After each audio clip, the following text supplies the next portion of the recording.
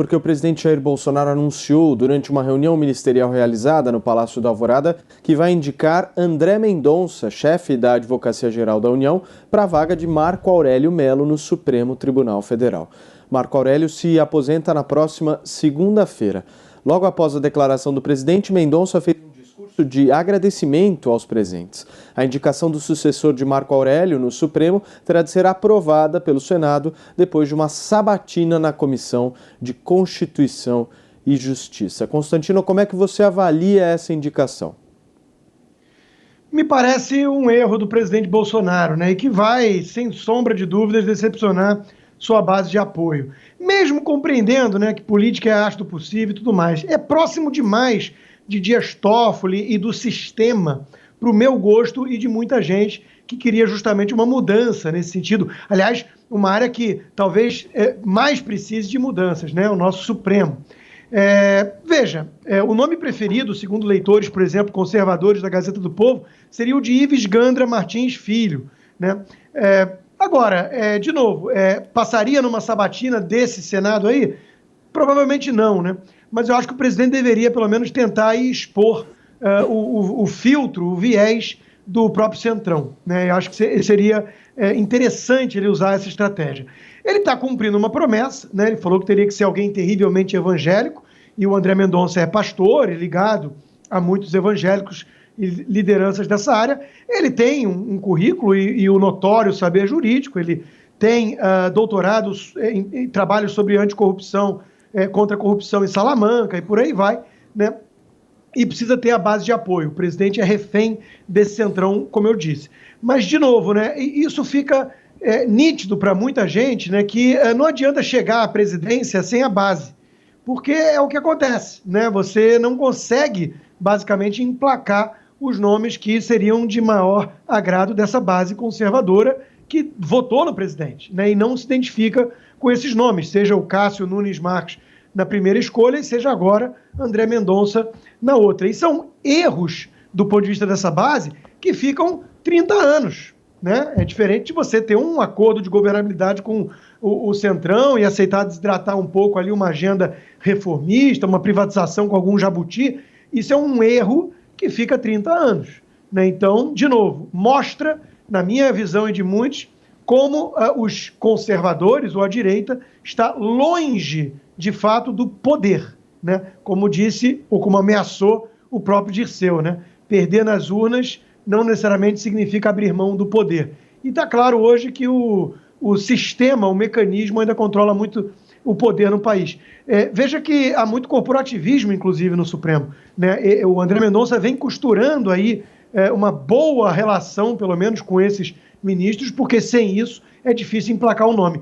Eu sinto falta, pelo menos, de mais juízes, acima de tudo, juízes no Supremo Tribunal Federal, porque é uma corte constitucional. E o que menos tem ali é juiz, o que sobra são ativistas. O senhor André Mendonça já trabalhou com o Toffoli e escreveu livro com Alexandre de Moraes.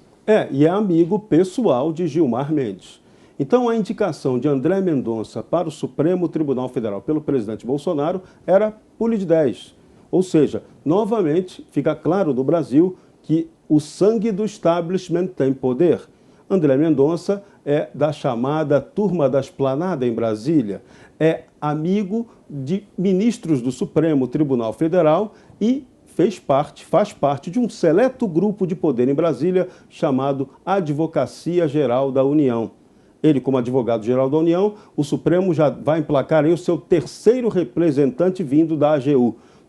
Gilmar Mendes foi o primeiro indicado por Fernando Henrique Cardoso, José Antônio Dias Toffoli indicado por Lula da Silva e agora André Mendonça indicado por Jair Bolsonaro. Essa é a grande questão. O modelo de poder segue o mesmo. O que vai acontecer agora, quem esperava alguma mudança pode esquecer. Vale aquele princípio francês, plus ça change, plus c'est la même chose. Né? Quanto mais se muda, mais fica a mesma coisa. O establishment é quem dita as ordens do Brasil. E o Centrão também. O Centrão já havia emplacado a primeira indicação ao Supremo de Jair Bolsonaro, que foi a de Cássio Nunes Marques.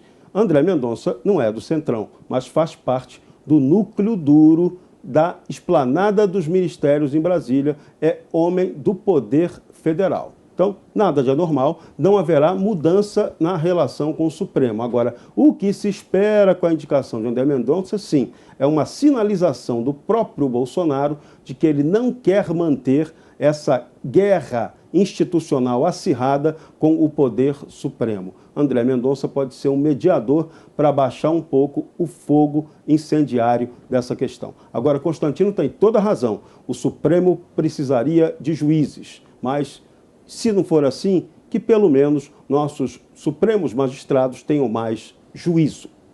Amanda Klein, como é que você avalia essa indicação?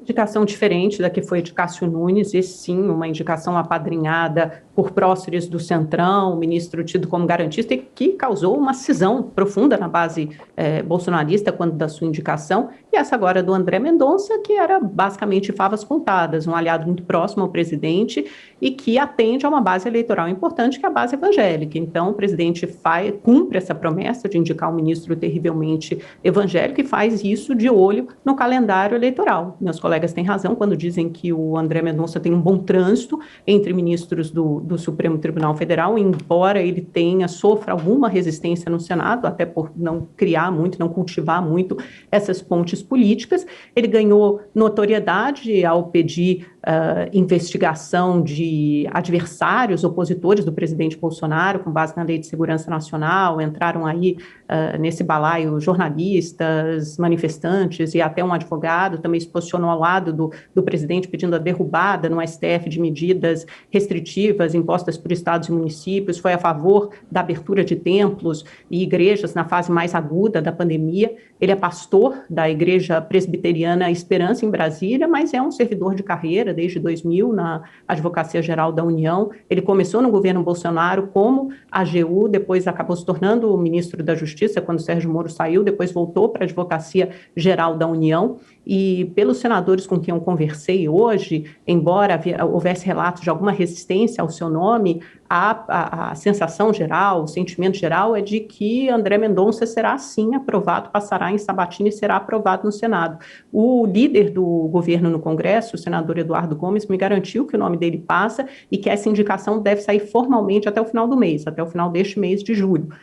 O Álvaro Dias, que é líder do Podemos, no Congresso, diz que conhece bem o André Mendonça, porque o Mendonça viveu em Londrina há alguns anos, ele diz que ele é probo, tem saber jurídico, e que essa questão de aprovação no Senado acaba sendo muito fácil, porque é uma questão relativa a uma indicação política do presidente da República, e os únicos critérios são o notório saber jurídico, que tem uma carreira ilibada, que tenha probidade, então é fácil você cumprir esses requisitos. Então é isso, o sentimento geral é de que ele vai passar sim, de que essa indicação vai passar, não sei se é a indicação mais republicana possível num Estado laico, porque um dos critérios que ele atende é o fato de ser evangélico, e obviamente isso não deveria ser um critério na definição do nome de um ministro do STF, mas talvez esse tenha sido um dos principais requisitos aí na indicação do André Mendonça. Bruna, como é que a base bolsonarista vai reagir? Olha, essa indicação do Mendonça, ela acaba revelando o quão variada é isso, né? O quão variados são os grupos que a gente costuma chamar de base bolsonarista. Se você der uma olhada rápida ali pelo Twitter, que dá uma boa amostra da discussão, você percebe gente aplaudindo, dizendo que é maravilhoso, Bolsonaro, você é perfeito, tá ótimo. E você percebe gente dizendo, e daí que o cara é terrivelmente evangélico? Veja, quem conhece bem todas as denominações sabe muito bem que, por exemplo, entre os batistas, para dar só um exemplo, você tem muitas denominações que são alinhadas à esquerda. E aí você tem outros entre os evangélicos que podem ser conservadores. Então as coisas não estão estritamente relacionadas, tá? E nesse sentido, querer assinar para a base conservadora, falando que vai indicar um evangélico, é uma bobagem. Você tem muitos evangélicos que apoiam a esquerda, né? Você tem aí o PT alinhado a vários grupos evangélicos também, então isso não é garantia de nada. E você percebe entre a base de apoio ao governo, muita gente fazendo até piada. Um dos comentários mais engraçados foi o do jornalista Paulo Briguet, que disse que a indicação de André Mendonça para o Supremo era a definição perfeita de anticlímax. Então eu acho que é exatamente assim que isso está sendo recebido, né? pela base bolsonarista. Claro que você ter uma pessoa religiosa não tem absolutamente nada de contraditório com o Estado laico. Isso é uma bobagem, é não entender a definição do Estado laico. Agora, essa assimilação entre conservadorismo e evangélicos é que é um negócio completamente esdrúxulo, que não tem sustentação nenhuma. Muito bem, eu já vi que o nosso Jorge Serrão pediu, Constantino também, mas eu preciso ir para um rápido intervalo comercial. São 5 horas e 27 minutos. Na volta, a gente repercute mais por aqui a indicação de André Mendonça para o Supremo Tribunal Federal. Estamos de volta aqui na Jovem Pan com o nosso 3 em 1, discutindo a indicação de André Mendonça ao Supremo Tribunal Federal. Jorge Serrão pediu a palavra, em seguida o Constantino. Vai lá, Serrão. Vamos começar primeiro com uma brincadeira, né? Nosso gerador de caracteres ainda agora cometeu uma falha grave e botou lá: Bolsonaro indica Miranda para o STF. Pelo amor de Deus, não é possível, como diria o macaquinho. Calma, gente. Não é Miranda que vai para lá, é André Mendonça. O nome dele vai passar facilmente pelo Senado. Já há um acordo. Houve um rumor de que o Senado protelaria, ficaria adiando a votação para aprovar o nome do novo ministro do Supremo, mas já houve uma conversa também mais forte do próprio STF com o presidente do Senado, Rodrigo Pacheco. O STF quer pressa no novo ministro, porque lá tem excesso de trabalho, muita coisa para julgar. O Brasil tem isso, né? A Corte Constitucional, que só deveria cuidar de questão constitucional, cuida de tudo. Então, sobra muito trabalho para o Supremo Tribunal Federal, o que mostra que o nosso regime jurídico não funciona direito, sem trocadilho. Constantino, você. O Estado laico não é um Estado antirreligioso, então não tem nenhum demérito, a princípio, em alguém ter uma religião e externar isso ou ser pastor, né? O problema é o seguinte, o problema é que isso realmente não deveria ser o critério predominante, né? Assim como não deveria ser o critério predominante a cor da pele ou o sexo. E aí é que mostra a incoerência da esquerda. Implica com o fato de ser um evangélico, mas enaltece quando Obama escolhe uma mulher latina ou quando Lula coloca um negro no STF, porque aí é o espaço das minorias e tudo mais. Ora, um peso, duas medidas, qual é a coerência?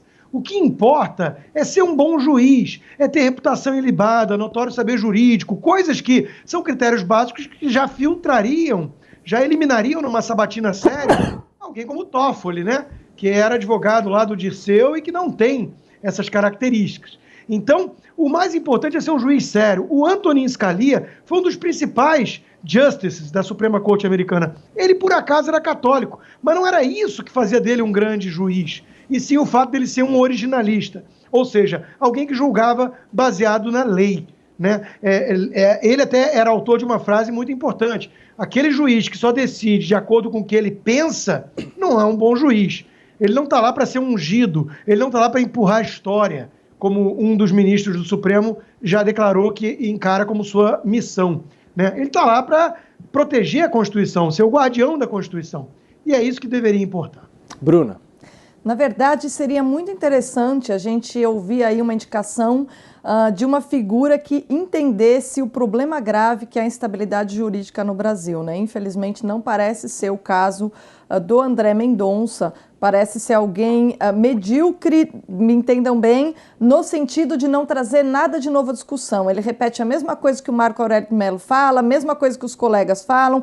Nesse sentido, não é alguém que vai produzir um choque no STF. O STF só vai conseguir começar a se renovar, né? Os nomes do STF só vão se renovar de maneira a purificar ali, melhorar um pouquinho a instituição, a partir do momento que a gente tiver um choque, a partir do momento que o presidente tiver a coragem de indicar para a Suprema Corte alguém que, independente de passar ou não na sabatina do Senado, tenha a coragem de falar algumas verdades sobre os maiores problemas que a Constituição oferece, ainda que esteja lá para resguardá-la. Ainda assim, se ele entendesse todos os problemas que ela gera para nós, se a gente tivesse um homem dessa coragem, aí todos os brasileiros poderiam ficar felizes. Com mais do mesmo, a gente não tem nada de novo aí. Amanda Klein.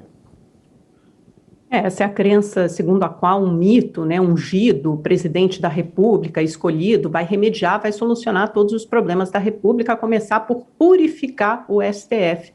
aí a linguagem religiosa, de novo, a laicidade do Estado, ela é definida pela separação do Estado e igreja, não deve haver interferência religiosa em questões, em decisões do Estado. O Bolsonaro traz isso à mesa e traz isso à ribalta quando ele disse, logo no primeiro ano de mandato, que ele iria escolher alguém terrivelmente evangélico para o Supremo Tribunal Federal. Ora, o Brasil não tem que ser uma nação evangélica ou uma nação cristã, ela tem que ser também uma nação evangélica e também uma nação cristã, assim como de todas as outras religiões, inclusive as minorias, as de raiz ou de origem de matriz africana, umbanda, candomblé e assim por diante. Então não é a definição da religião que torna esse ou aquele ministro mais qualificado para ocupar ou para ser indicado a um cargo no Supremo Tribunal Federal.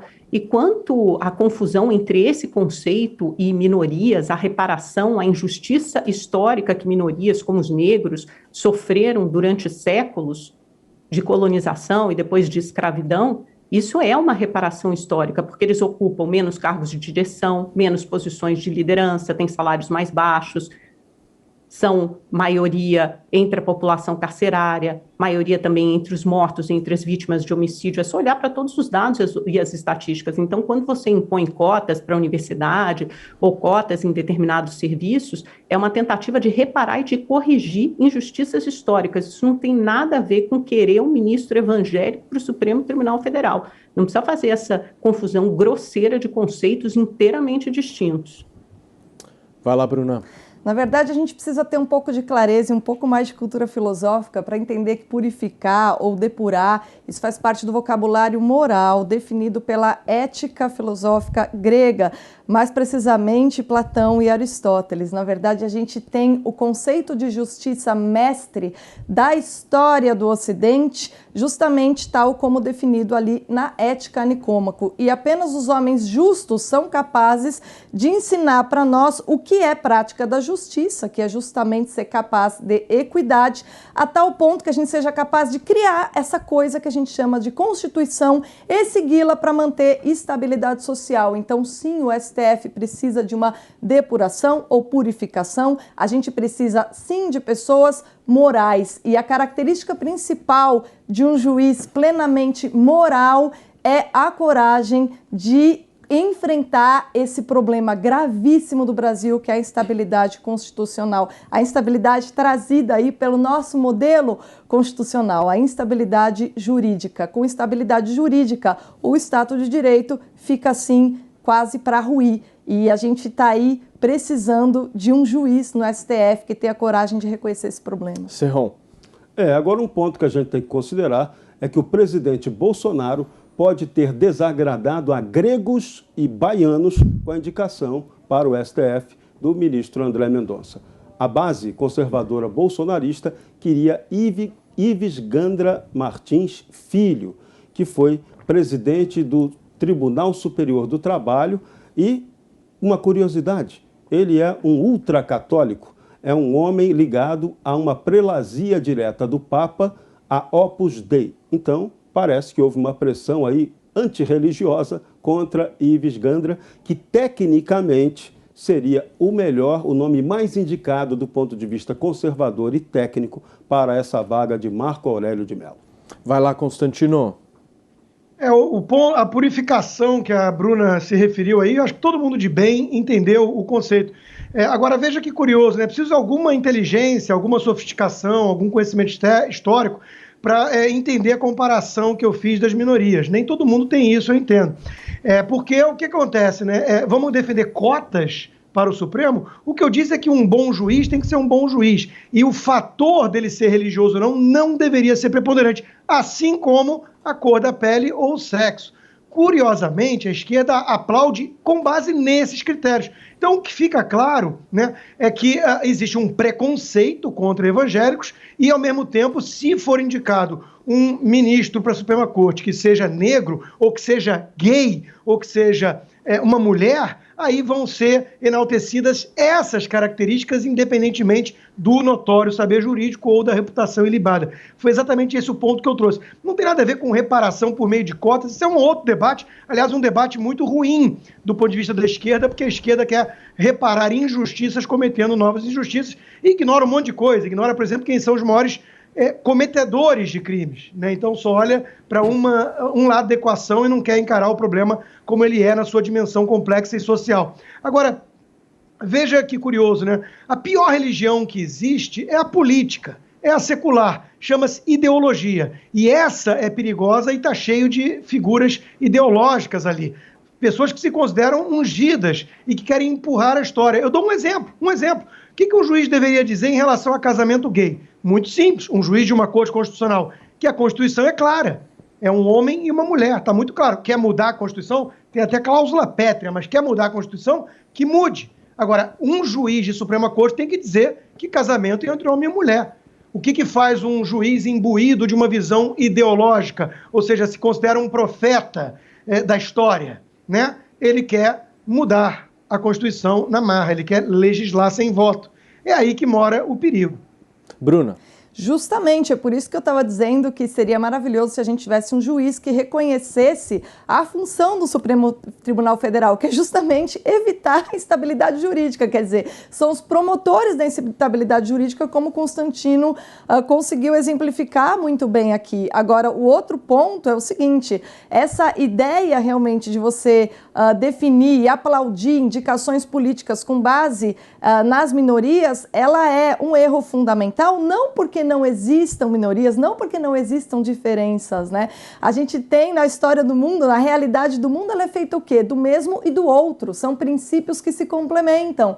A questão é o seguinte, como é que a gente vai organizar uma sociedade, como é que a gente vai viver em comum, recordando o que a gente tem de diferente ou recordando que com todas as diferenças todos temos uma consciência e se todos respondermos à nossa consciência, talvez a gente chegue a um consenso moral e com consenso moral a gente tem justiça. Essa é a pergunta que a sociedade tem a se fazer, se ela quiser entender um pouquinho o que é a justiça afinal, né? Amanda Klein.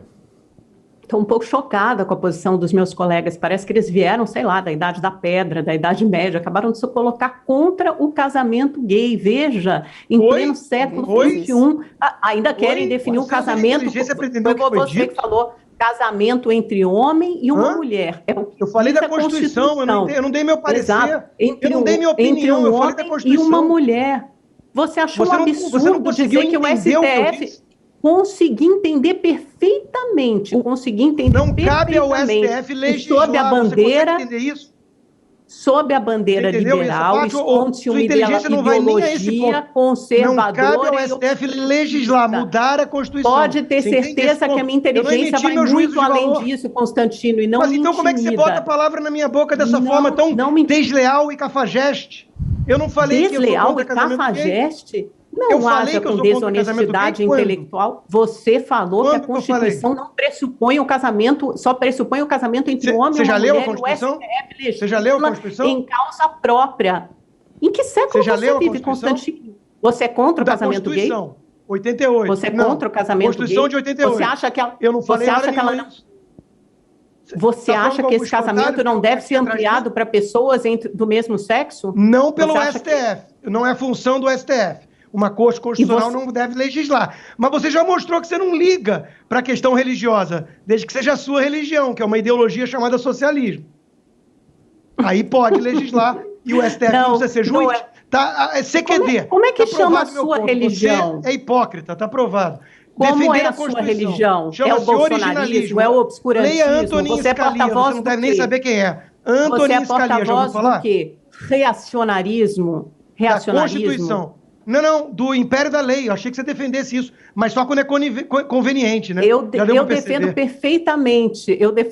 Quem defende a purificação da raça é você. Mudar o conceito de casamento. A purificação é você. Constantino, por favor, deixa eu ouvir agora a nossa... Se perdeu toda, que nem uma moreia enrolada. Se perdeu toda. Por favor. Não tem nenhuma moreia enrolada, não, querido. Espera só um minuto, Amanda e Constantino, um minuto. Cortou o microfone dos dois. Bruna, por favor.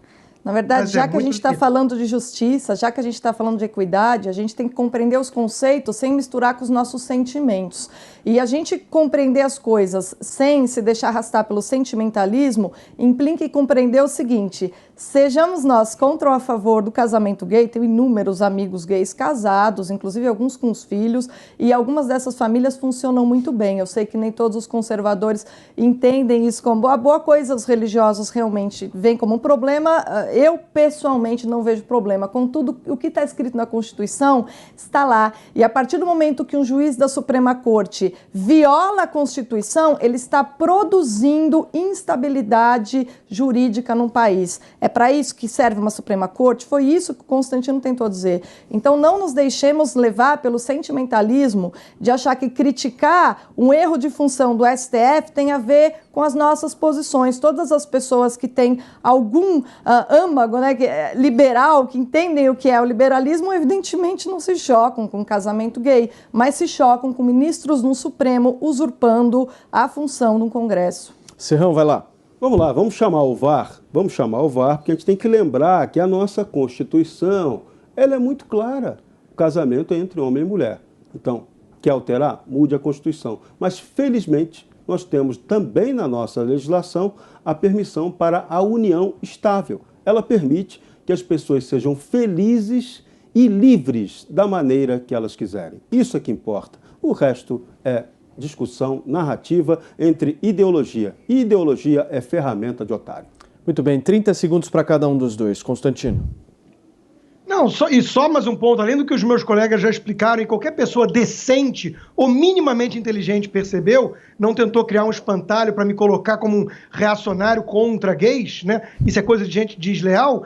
Tem um outro aspecto, além do juiz que não liga para a Constituição, né? Que era a minha crítica, é a interferência num Estado laico do Estado na religião. O Serrão lembrou muito bem, a união estável já está prevista em lei. O que muitos querem é arrombar a porta da igreja, com a força do Estado, que tem o monopólio da coerção. Aí não. Se um padre, ou se uma certa denominação religiosa é contra o casamento gay, porque considera o comportamento homossexual pecaminoso, é um direito deles. O sujeito liberal entende, inclusive, isso. E tá lá, eles lá, e o gay feliz com a união estável dele no outro lugar. Isso é uma sociedade liberal. Agora, o autoritário, arrogante, totalitário, que tem a religião secular da ideologia socialista, esse quer controlar tudo de cima para baixo. E aí, quando alguém vai lá e incomoda com algum argumento, quer rotular, demonizar e por aí vai. É a cabeça típica de um Stalin da vida. Para fechar, Amanda.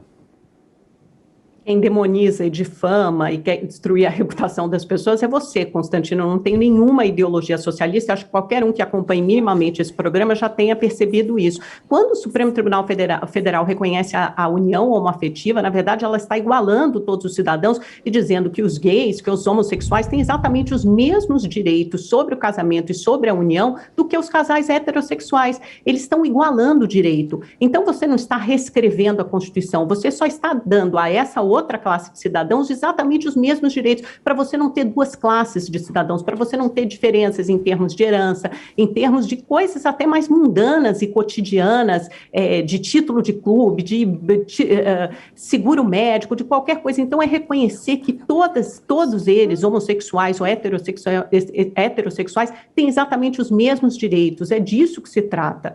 Você, sim, espalha uma ideologia obscurantista, colocou-se frontalmente contra o casamento gay e depois quer negar. Mentira, isso é fake news, tá colocando palavra na minha boca e não leu a porcaria da Constituição, porque não fui eu que a escrevi.